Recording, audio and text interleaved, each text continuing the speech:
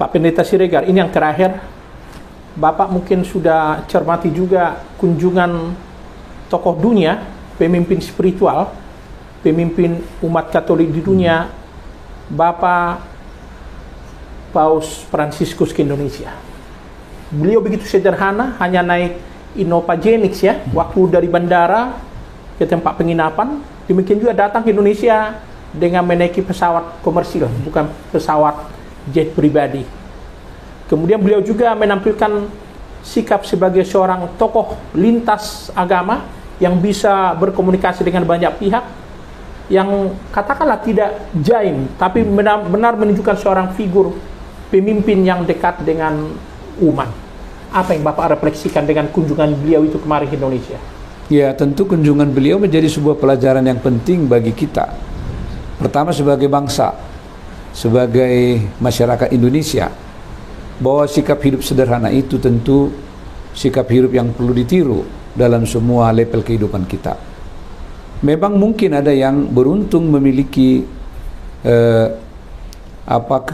kekayaan dan segala macam, memiliki sebuah privilege untuk menampilkan kemewahan, tetapi sebagai warga bangsa kita perlu meniru apa yang dipraktekkan oleh Bapak Paus yang datang ke Indonesia, karena perilaku hidup sederhana tentu akan membangun sebuah kehidupan yang yang katakanlah seimbang. Itu akan mengajarkan sesuatu yang membuat orang lain tidak ada merasa ada orang yang di bawah misalnya, atau merasa sepertinya direndahkan dengan penampilan orang. Dan tentu itu juga menjadi sebuah nilai-nilai yang lahir dari pemahaman iman beliau misalnya sebagai seorang pemimpin gereja Katolik di dunia ini. Lalu sebagai seorang pendeta, ya saya tentu kemarin bercermin dari apa yang diperlihatkan oleh Paus itu. Ya karena kami pendeta pun mungkin perlu juga banyak belajar. Gaya hidup pendeta sekarang mungkin bisa juga menjadi sebuah gambaran betapa kita perlu untuk meniru, melihat bagaimana sosok seorang pemimpin gereja. Ya memang pemimpin gereja itu harus membangun sebuah sikap hidup keugaharian, kesederhanaan.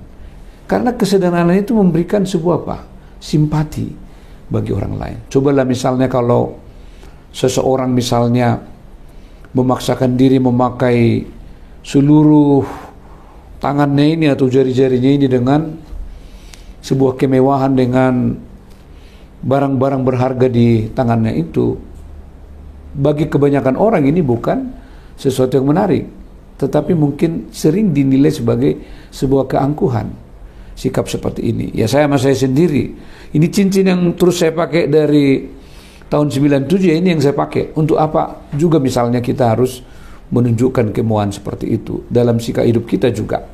Ya pendeta juga harus perlu belajar dari pengalaman ini, karena sebagai seorang ketua rapat pendeta HKBP, ya saya memiliki sebuah tanggung jawab juga untuk mengingatkan para pendeta dan kami supaya kedatangan Sri Paus ini menjadi sebuah pelajaran bagi kita para pendeta atau pelayan untuk membangun hidup sederhana. Tidak perlulah tampil mewah, karena memang kita dipanggil bukan untuk hidup seperti itu.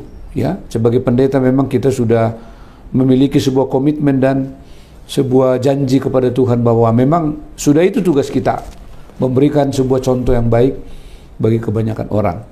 Lalu misalnya dalam hubungan dengan agama-agama yang lain, kita melihat bagaimana hubungan interfaith community dari Sri Paus ini menggambarkan sosok seorang pemimpin gereja yang sungguh-sungguh telah menghadirkan Kristus dalam hidupnya dengan menempatkan diri menjadi sahabat bagi semua orang.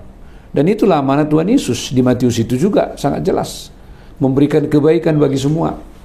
Meskipun saya sebagai pendeta, itu tidak berarti saya harus membatasi diri hanya bergaul dengan pendeta dan jemaat saya. Sebagai seorang pendeta tentu saya memiliki sebuah tanggung jawab untuk membangun relasi yang baik dengan semua orang.